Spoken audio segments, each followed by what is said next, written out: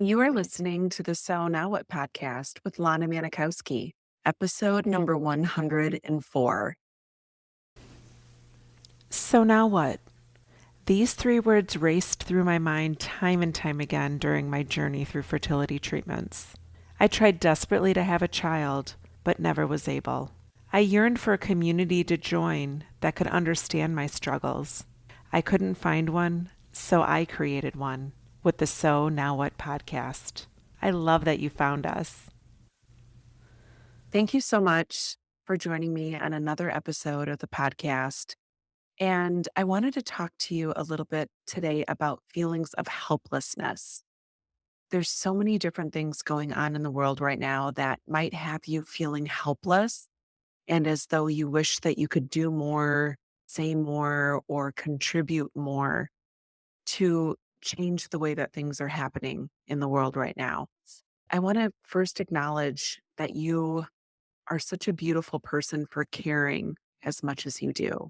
There's so many people right now who are struggling, who have a lot of unknowns going on in their life, people who are seeing destruction and death in ways that they never imagined possible. And I want to acknowledge this is a really heavy time right now. I had to take last week off the podcast because I feel like I've been dealing with a lot too. I just want to tell you it's okay. It's okay to listen to yourself and step away from things if you're feeling like things are really heavy for you now. But I'm back this week because I want to talk more about feelings of helplessness. And whether you're thinking about feelings of helplessness because of the crisis that's going on in the world right now, or because of your infertility journey and your road to childlessness. There's so many things that you might be feeling helpless about. And whatever it is, I want you to know that this podcast episode is geared towards you. And it's okay to feel the way that you're feeling. And it's common. In my preparation for this podcast, I read a study that showed that 70% of people in this world have at one point in time felt feelings of helplessness. And I've got to tell you, I think that's underreported. I can't imagine that not every single one of us has been in situations in our life feeling helpless. And it's such a common thing. If you had to target one thing that has you feeling really helpless right now, let's zone in on it. It could be the crisis in the Middle East. It could be related to your journey, something going on in your family, a workplace, anything you want. I'm just going to talk about infertility and the road to childlessness because that's what most people are tuning into this podcast to learn more about. When I think about helplessness, it oftentimes stems from us thinking we tried everything and just couldn't come up with a solution. So when we feel like we don't have a solution, it's common that we feel helpless. And we feel helpless, we oftentimes feel in despair. We think that things are never going to work out for us, maybe disconnect or disassociate from people. We might not show up in our life the way that we want to show. And all of that is totally normal. So many people I know have these feelings of helplessness, and it continues to compound because they don't know what to do about it. And what if there's nothing that we can do about it except pay attention to the fact of what we're thinking and that we're putting a lot of pressure on ourselves as individuals to be the ones to be able to solve everything. I know that you probably want to solve these things because you wish that people didn't have to go through what we're either seeing on the news or what we've been through, or maybe certain stories that have had you feeling helpless in your life. But when it comes to infertility, what if we can start to learn how to appreciate our stories and know that we tried everything that we could? And in this human body of ours, we did everything that we were told to do. We showed up the best that we could. We did the treatment to the best of our ability or to the best of our resources. We just have to stop telling ourselves that there's something more that we could have done. I believe you did everything you were able to do that was humanly available to you within your reach. You don't have to feel helpless forever.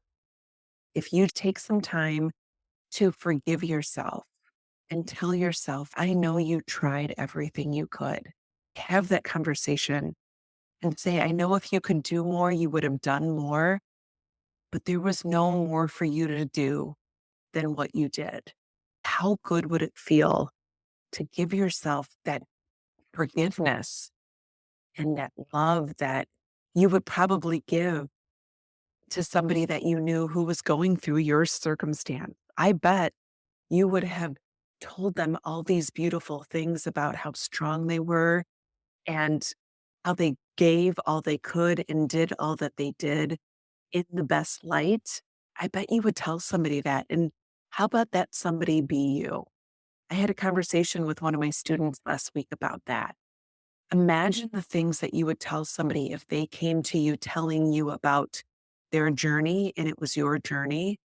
And imagine talking to yourself as beautifully and as gently and as gracefully as you would to that other woman going through fertility treatments or maybe navigating the journey of finding out that she's not going to be a mom. You don't have to feel as though you're helpless because you don't have the answers to solve the problem. But all you need to do is realize that you're seeking something just by your ears being with me today. I love that there's women in this world that are wanting to feel differently and maybe feel better or process things better because the research that I did showed that 50% of people who had feelings of helplessness were able to create change in their life through mindfulness and through meditation. So, mindfulness is just being aware of what you're thinking and what you're believing about your story and understanding how your believing creates feelings for you. And when you have those certain feelings that seem to follow you around each day, they could be great feelings, they could be not so great feelings. Whatever they are, those feelings are going to propel you to take certain actions in your day and in your life, or maybe choose not to take certain actions anymore. Maybe shy away from doing certain things because you're feeling a certain way. Mindfulness is basically the BFA cycle. If you've ever listened to the podcast episode on the BFA cycle, you know what this is. If you haven't, good time to go back and listen to it. But it's understanding that the beliefs that you have create the feelings that you feel. And with those feelings, you do or don't take action in your life. So that's basically what mindfulness is. And when I was going through fertility treatments, I did a ton of meditations. I used to do those Deepak Chopra and Oprah ones. I don't know if you've ever listened to those, but I did a ton of that when I was going through my fertility treatments. And I still do some of that today because I find when I quiet my mind and don't have all this stimulus coming at me all the time, I'm able to sort of quiet my mind a little bit and put some separation between me and these things. If you're somebody who watches the news all the time and then you feel really anxious after you watch the news, understand maybe the news isn't great for you to watch every day. Maybe the news source is not the best place to get your news. Maybe there's a different place where you can gather information from or limit the amounts of time in the week or in your day that you're gathering information. Maybe it's where you're seeking connection. When I was first figuring out how I was going to create this life that I loved without the children I thought I was going to have, I realized that Facebook groups were not great for me. Some of the Facebook groups I was on was full of people that didn't really seem to have this desire to create something different besides the sadness that they had in their lives. And I realized that I needed to exit from those groups. And there were certain people that I had in my life that weren't necessarily bringing me the joy or trying to meet that feeling of joyfulness that I was trying to create in my life. I wasn't going to get by certain groups of people that were close inside my circles. So deciding that you need to put some distance between some people that aren't taking you to a place that allows you to relinquish this feeling of helplessness. And if you're feeling like you don't know where to go besides that, reach out to me. I know so many amazing women in this community, me included, who would love to connect with you and include you on a group chat or have you be part of this like circle of women who's so amazing, who decided they want to thrive and feel fulfilled, even though they didn't have the children that they always dreamed of. If that's something you want to be a part of, reach out. I would love to invite you into my circle. I love seeing this circle grow because I know that there are so many women out there who are done feeling helpless about this journey. And it might just be that you don't know where to find people to go on this new journey with you. And I would love, love, love to have you be part of this journey with me. So understanding that you can change your news source, you can change where you get your information from, maybe change your friend groups or the circles that you bring in close to you. It doesn't have to be some dramatic exit or some dramatic cutting someone out of your life. Maybe it's just slowly not accepting invitations to certain things for a while and see how you feel.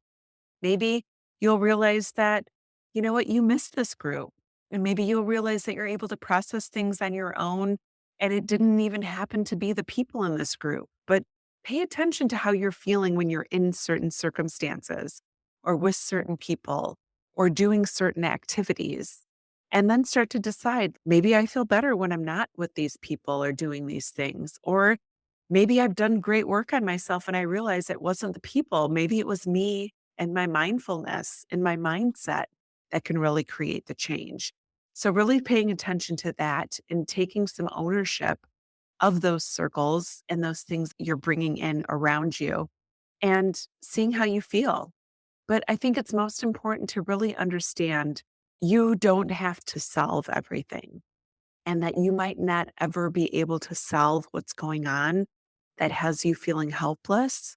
And that's okay too. You're still a great person. You're still a loving person and a kind person and a well meaning person, even if you can't solve some of these problems that are going on in your life right now or going on in the world.